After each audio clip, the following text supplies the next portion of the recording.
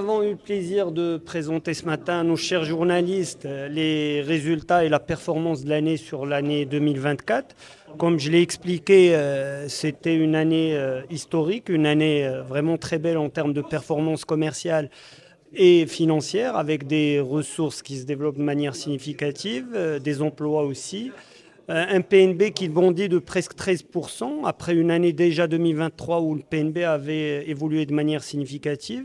Et grâce à un coût du risque maîtrisé et des frais généraux maîtrisés, nous avons pu présenter une progression très significative de notre résultat pour atteindre 740 millions à peu près en consolidé sur l'année 2024. Ces résultats valident la vision stratégique et le plan de transformation qui est engagé depuis janvier 2023 avec le groupe Olmarcom et le président Si Mohamed Hassan Ben Saleh. Ces résultats aussi témoignent, de la confiance de nos partenaires, de nos investisseurs, témoignent aussi de la confiance de nos collaborateurs dans le nouveau projet qu'on a appelé CDM Boost 2028, qui vise à accélérer la dynamique commerciale de la banque, à être présent sur l'ensemble des marchés, notamment les marchés retail et les marchés de la TPE et de la PME, en termes d'accompagnement, en termes de financement, en termes de conseil, en termes aussi de développement de notre offre, à travers la banque d'investissement qui était un relais de croissance, j'en avais parlé l'année dernière, mais qui devient aujourd'hui un relais de croissance important pour les revenus de la banque. Les métiers spécialisés, à savoir le crédit conso, le crédit immobilier, la banque assurance, le Global Transaction Banking et le crédit leasing et factoring qui se restructurent pour nous permettre demain d'accompagner le client sur l'ensemble de leurs besoins et de leur apporter la valeur ajoutée qu'ils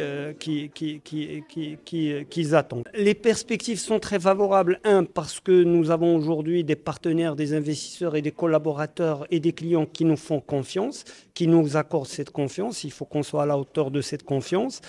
Preuve en est la souscription importante dans le cadre de l'opération de vente au public qui a été réalisée en novembre par Olmarcom Finance Company, qui a été souscrite de manière importante par les investisseurs, mais souscrite aussi de manière massive par nos collaborateurs. L'adhésion de nos collaborateurs au projet Crédit du Maroc et la vision CDM Boost 2028 est très importante et nous y veillons au quotidien. Les priorités stratégiques, j'en ai parlé rapidement.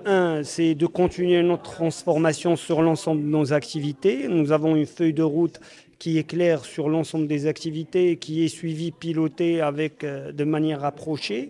Nous devons réussir le projet de transformation IT qui est engagé et sur lequel nous avons déjà des premières réussites qui sont concrètes et réalisées.